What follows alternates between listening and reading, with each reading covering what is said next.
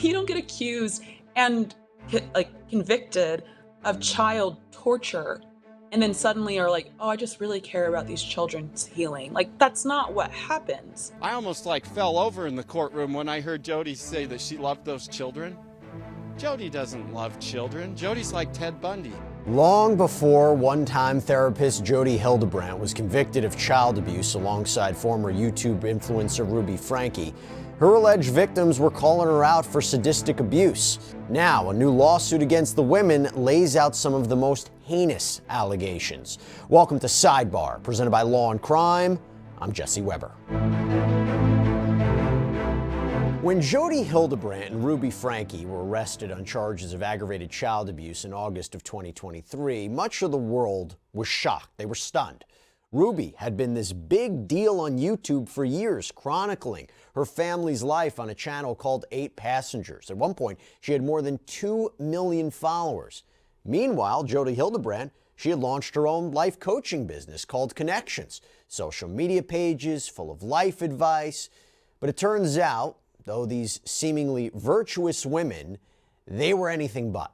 And now we are learning new details about all sorts of alleged conduct. Their arrests came after Ruby's youngest son escaped from Jodi's multi-million-dollar compound in Ivins, Utah, went to a neighbor's home, asked for someone to call police. He was covered in wounds. He had duct tape on his wrists and his ankles. He was severely emaciated. And police later find his sister in a room inside Jodi's home, also serious malnutrition, and her hair had been cut off. In fact, officers at one point didn't even know that she was a girl. Now, Jodi and Ruby, they entered guilty pleas to 4 counts of aggravated child abuse each. They were sentenced each to spend 4 to 30 years in prison for what they did. Now, in Utah, it's up to the parole board to decide when to let them out. So we do not have a definitive answer on when Ruby Franke or Jodi Hildebrandt will step out of prison. But during sentencing, I'll tell you what we did see. Ruby admitted to the abuse, said she was under this dark control of Jodi Hildebrandt, and then she finally saw the light. I am humbled and willing to serve a prison sentence as long as it takes to continue unraveling all of the misinformation I have believed and bought, swallowed, and acted out, and for my family to heal and for the community to heal. And I understand this is going to take time. I'm committed to continuing my learning until all of my toxic layers are shed, and I am ready to re-enter as a contributing member of our beautiful society. Meanwhile, Jodi didn't really seem to show that much remorse in her statement to the court. I sincerely love these children. I desire for them to heal physically and emotionally. One of the reasons I did not go to trial is that I did not want them to emotionally relive. I love these children. Always gets me. I love these children. I love these children. Now, Ruby and Jodi met through Connections, this life coaching business that was started by Jodi, and it offered individual and group counseling. Ruby at one point sought out Jodi to help counsel her eldest son, Chad, who was apparently, according to her, having behavioral issues. From there, Ruby became more and more and more involved in Connections, eventually being listed on the website at one point as a mental fitness trainer, offering up her own advice on the Connections social media pages. But since their convictions, we have learned more and more about what was allegedly going on behind the scenes. And I'll tell you what, it is disturbing. By the way, talking disturbing stories like this and things that are happening out there, you want to hear something? So apparently your personal data is being harvested and sold online by data brokers. Yeah, anyone can buy your personal details. Did you know this? No, I didn't. Because when this happens, you're at risk for a whole host of things: identity theft, becoming a target of phishing scams, potential stalking. But that is why I'm so happy to tell you about our sponsor, Delete Me. So Delete Me helps you keep your personal information private. And Delete Me found so many data brokers with my information, they had to remove it from multiple listings. And Delete Me will keep monitoring the sites for you so your information doesn't find its way back on there after the first removal. And honestly, using Delete Me has given me some peace of mind about my family too, because if someone buys your data via data broker, they can see your information about your relatives too. So right now you can get 20% off of Delete Me and protect your personal data when you go to joindeleteme.com/sidebar and use promo code sidebar at checkout. We have a Utah man named Michael Tillman. Talked about him a lot on previous sidebars. He has now filed a lawsuit against Connections. He names Ruby, he names Jodi, he names his ex-wife, all as defendants as well. And he claims this whole thing, this whole business, is a racketeering enterprise, a criminal enterprise, that those involved with Connections are doing everything they can to lure in vulnerable people with the promise of mental health care. And instead, what they do is they introduce them to more and more extreme ideas and convince them to spend more money through Connections. He claims the scheme is still ongoing despite Jodi being behind bars. Now, in the lawsuit, Tillman addresses a lot of different aspects of the business. He makes claims, many claims, against Ruby and Jodi and his ex. We've covered several different angles of this lawsuit here already on Sidebar. They're all up on our Law&Crime YouTube page if you want to check it out. But part of the civil action also addressed other alleged victims of Jodi, and that caught our attention because we've actually met two of those people and spoken with them about their experiences. So one person is Jodi Hildebrandt. This is Jodi Hildebrandt's niece. They told us about being forced to live with Jodi when they were a teenager and the abuse that they suffered. And then there's Adam Steed, who is a former client of Jodi Hildebrandt's, who says she violated his privacy by telling officials in the Mormon church about his apparent struggles. And apparently, that breach led to Jodi's counseling license being suspended in Utah back in 2012. But that wasn't long, because since her arrest and conviction, it's our understanding the state has revoked her license. Now, Adam Steed, if you don't know who he is, he has been vocal for quite some time about his conflicts with Jodi Hildebrandt. I don't know if you remember this. He even grabbed the mic from our very own, Law&Crime's very own Sierra Gillespie after Jodi's sentencing to give his 2 cents on what was going on. You guys want to know who Jodi Hildebrandt is? Here, I'll answer your questions. He's her attorney. He can't answer them. And I fought against Jodi Hildebrandt with my family and everybody to stop this monster of a lady. And Jodi went after me. She went after me to destroy my life in the craziest way you could ever think of possible. Like, I was a victim of sexual abuse at Boy Scouts of America, Camp Little Lemhi in Idaho. My dad helped us stop a predator. You can read it in the national press and everything. We changed the laws of sexual abuse so victims could come forward. We got rid of the criminal and civil statute of limitations. The Mormon church knew who we were. And Elder Helam, Richard G. Helam, was he was the president of the First Quorum of the 70, the top, probably executive functioning leader of the whole Mormon church. And he sat with Jodi Hildebrandt as they destroyed my life in this court racket, like they've destroyed countless other people's lives. And they even had the gall to order my Mormon Stories thing, where I brought some documentation off the internet saying that they didn't want me to say bad things to my children or in front of the children about my ex-wife. Well, if you're accused of sexual abuse by Jodi Hildebrandt, and if your ex-wife performed a falsification of sexual abuse, that professionals looked at the documentation and said, this is sexual abuse. This is sexual abuse. We have documentation for sexual abuse of my children by Jodi Hildebrandt and my ex-wife. I almost fell over in the courtroom when I heard Jodi say that she loved those children. Jodi doesn't love children. Jodi's like Ted Bundy. So now going back to Tillman. Tillman talks about both Adam and Jesse in this lawsuit. And I want to start with what he had to say about Jesse, who claims that when they were a teenager, their parents left them at Jodi's home to address, again, these alleged behavioral problems. You're seeing a thorough line here? Quote, upon information and belief, shortly after Hildebrandt's arrest, Jodi Hildebrandt described to the media the extreme abuse and torture they endured as a minor child 15 years ago at the hands of Hildebrandt, which is strikingly similar in nature to the torture of victims 1 and 2. Victims 1 and 2 are Ruby's youngest children who were abused at the Ivins home for months in the summer of 2023. Tillman continues, upon information and belief, Hildebrandt's abuse and torture of Jesse included restraining them with duct tape, blindfolding them, isolating them for up to 12 hours per day, forcing them to sleep outside in the snow, physically pushing them, telling Jesse that it was dangerous for them to speak with other people, telling Jesse that Hildebrandt would recruit agents who would report back if Jesse had broken any of Hildebrandt's rules. Quote, on one occasion, after an instance in which Jesse attempted to escape, Hildebrandt pulled Jesse out of bed by the hair, blindfolded them, tied their wrists and legs, and started driving. After arriving at an unknown location, Hildebrandt began screaming at Jesse and accusing them of manipulating other people to think that something was wrong. Tillman continues, Hildebrandt drove her vehicle into a mountain with Jesse on the floor of the vehicle and coerced Jesse to run up and down the mountain for 6 hours. Upon information and belief, Hildebrandt placed individuals at the bottom of the mountain to surveil Jesse to ensure that they did not escape. So that's an allegation that Hildebrandt wasn't working alone. Now, much of Jesse's alleged abuse mirrors what happened years later to the youngest Franke children, because we remember, for example, the 12 and 10-year-olds, they were forced to stand outside in the hot summer sun for hours. They were punished if they tried to get a drink of water. And what did Jesse tell us? Jesse told us that they were forced to sleep outside in the dead of winter in a cheap sleeping bag. So you're seeing the connections and similarities. Whenever we deal with cases of abuse or alleged abuse, you see a pattern. You see a pattern. Now, Jesse apparently did manage to escape from Jodi Hildebrandt. And she told us when she came here on Sidebar that they managed to get out of the home and run away, staying at a homeless shelter for a time. And the lawsuit claims that Jodi never reported Jesse as missing, despite the fact that they were a minor.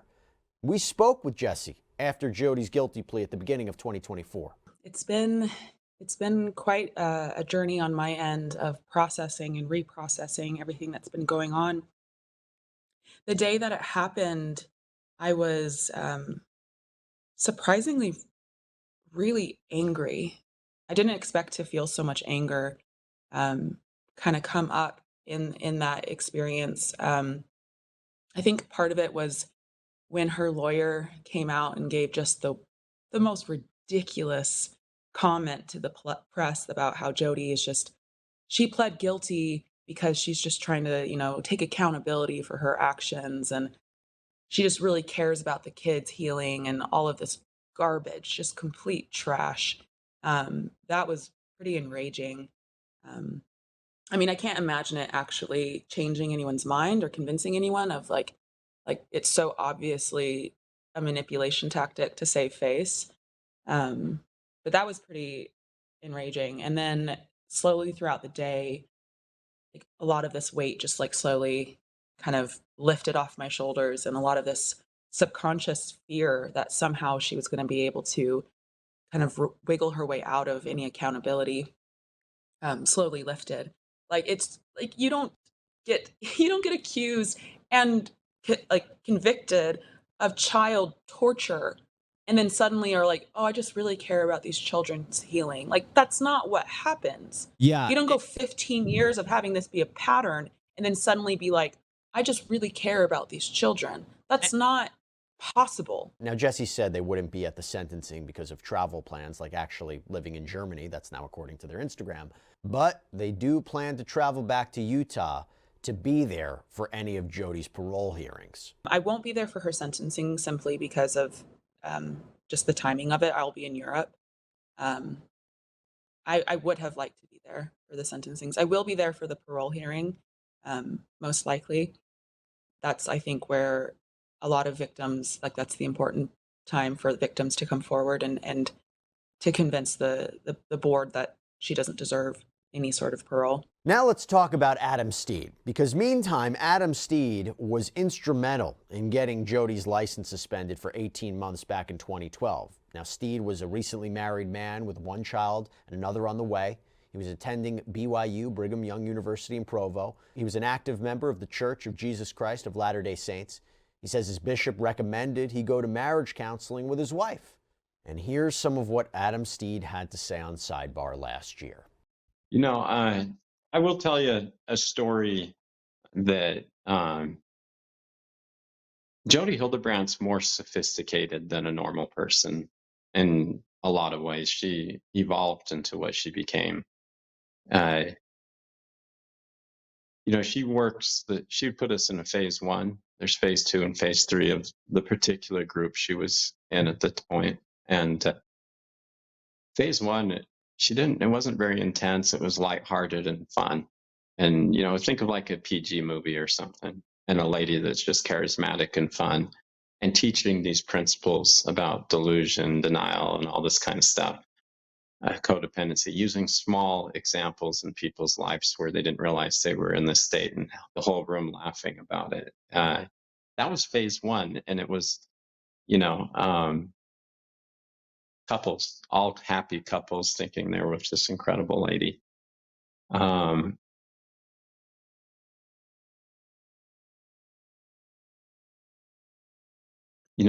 When she separated the couples into all women and all men groups, then after she gained everyone's trust, then really bad things began to happen.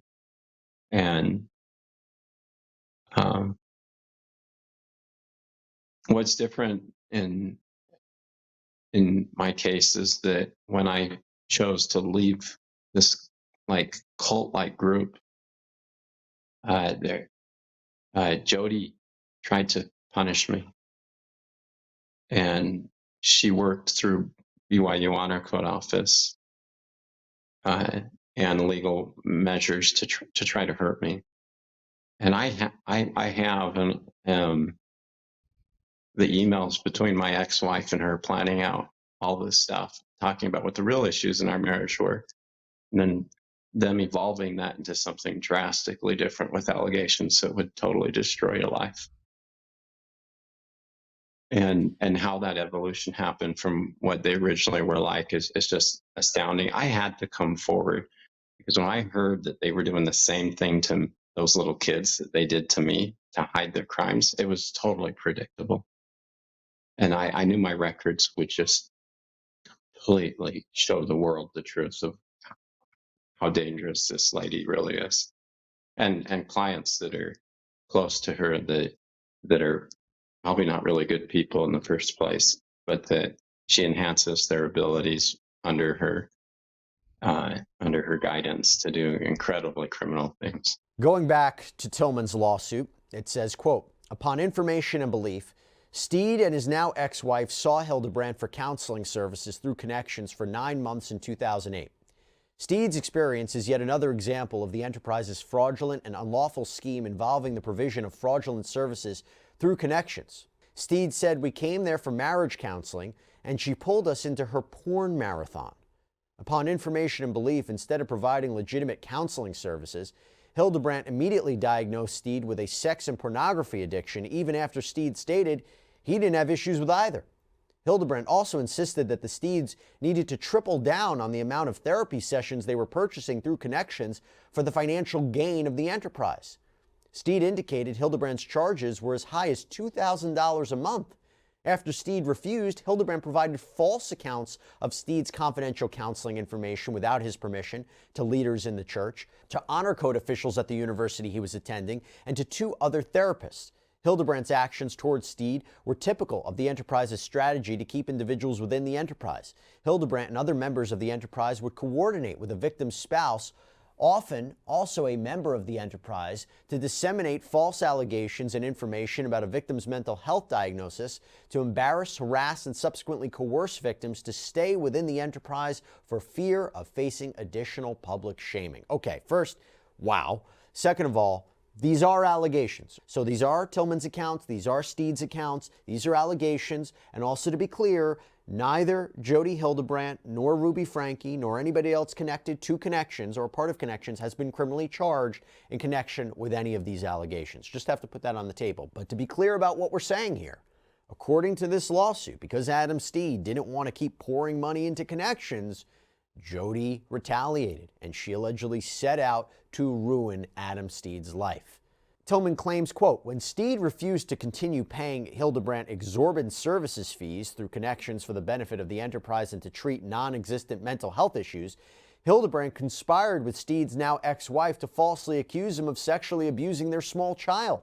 Hildebrandt instructed Steed's ex-wife to send an email with a list of demands of what Steed had to do to avoid divorce, which included remaining in the enterprise, paying the enterprise thousands of dollars per month for fraudulent, unnecessary services, and a requirement that Steed could not see other therapists. As a result of Hildebrandt's false claims to these organizations and his ex-wife, Steed lost church privileges, was temporarily suspended from his university, and suffered a divorce. Steed stated, my family got destroyed, my life got destroyed. But it didn't end there, because according to Tillman, Jodi also tried to restrict Steed's access to his own children, something that Tillman says Jodi did to many men, including himself and Kevin Franke, Ruby's now ex-husband. The lawsuit states Steed reported that once Hildebrandt began meeting with his now ex-wife, Hildebrandt made her falsely believe that she needed to protect the children from him. In her stipulation with DOPL, Utah Division of Professional Licensing, Hildebrandt admitted that her disclosure of Adam Steed's confidential information was detrimental to Adam Steed and not in his best interest. Hildebrandt also admitted that her conduct was unprofessional as defined by Utah law and violated her ethical responsibilities. Now, to be clear, while neither Adam nor Jesse are named as plaintiffs in this case, they could be called as material witnesses to testify about what the alleged abuse they suffered was at an upcoming trial. If this goes to trial, they could also provide a timeline for the Connections brand and how it was allegedly used to manipulate people, so they could be key witnesses. Tillman is demanding at least $5 million in damages, and not only does he claim that Jodi destroyed his life, but he alleges that Connections' alleged racketeering scheme has continued even while she's behind bars. According to Tillman, his ex-wife is still a rabid supporter of Jodi's and continues to use Jodi's apparent barbaric parenting tactics on Tillman's 10-year-old daughter. So this lawsuit is now working its way through the federal court system in Utah. The most recent action taken is that all the defendants were served a summons informing them that they were involved in a lawsuit. These summons papers were sent to Ruby, Jodi, Connections. They were all served to the Utah State Correctional Facility, and we will keep a very careful eye on how this case progresses. That's all we have for you right now here on Sidebar. Everybody, thank you so much for joining us. Check us out on YouTube, Apple Podcasts, Spotify, wherever you should get your podcasts. I'm Jesse Weber. I'll speak to you next time.